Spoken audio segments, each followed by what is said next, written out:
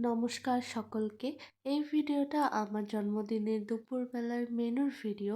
বেশ কয়েকদিন ধরে ছাড়বো করে ছাড়াই হচ্ছে না। তাই ভাবলাম আজকে ছেড়েই দিই।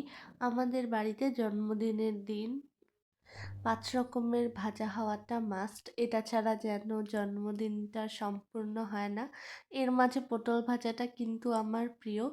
এরপরে আমি আলুর নিরামিষ তরকারি খেয়েছি। পুরোটা খাইনি, তবে কিছুটা খেয়েছি। বেশ ভালো লাগছিল খেতে। এরপরে আমি আরও একটা প্রিপারেশন টেস্ট করেছি। এটা ডিম পোচের একটা প্রিপারেশন। এর আগে এটা কখনো খাওয়া হয়নি। আমার বড় বোন করেছিল, হালকা পুড়ে গিয়েছিল, তবে টেস্টের দিক দিয়ে ফাটাফাটি। বিশেষ করে ডিমের কুসুমের অংশটা তো আমার ভীষণ ভালো লেগেছিল। এমনিতেও ডিমের কুসুম কিন্তু আমার ভারী পছন্দ।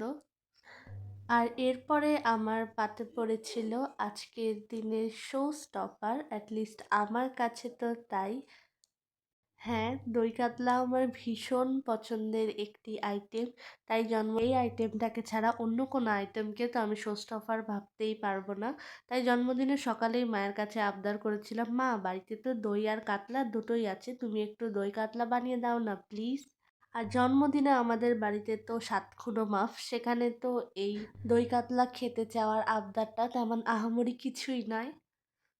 আর সবার শেষে খেয়েছিলাম চিকেন। যে কোনো মিটই হোক না কেন, আমার কলিজা সবথেকে পছন্দ। তাই সবার আগে আমি কলিজা দিয়েই চিকেনটা খাওয়া শুরু করলাম।